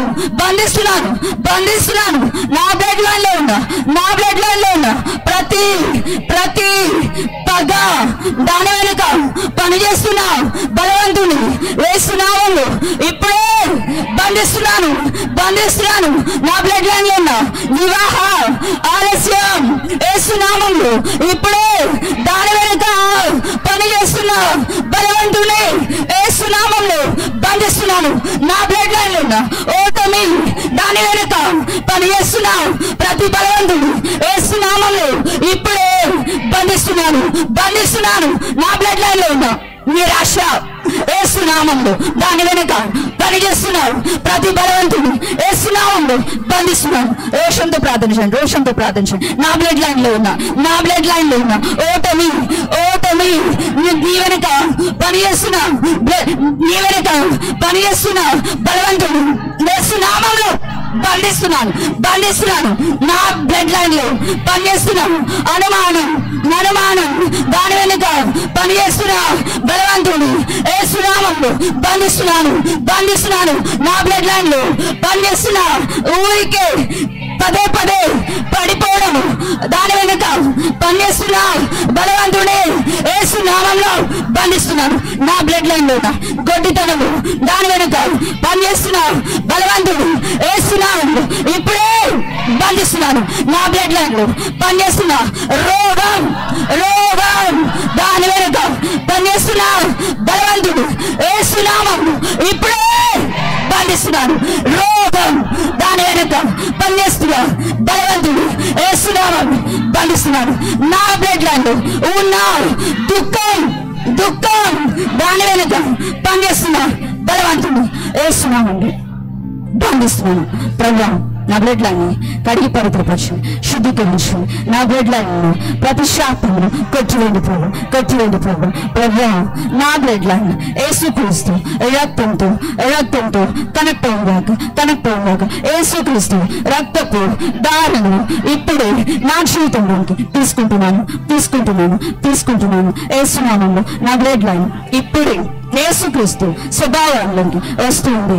యేసు నామములో నా బ్లడ్ లైన్ కి ఇప్పటి నుండి యేసుక్రీస్తు మాత్రమే కాపలాదారుడుగా ఉంటారు. యేసు నామములో ప్రార్థిస్తున్నాం తండ్రి, ఆమేన్.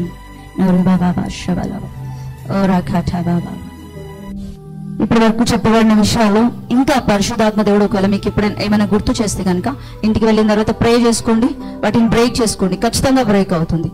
క్రీస్తు బ్లడ్ లైన్ తో కనెక్ట్ చేసుకోండి.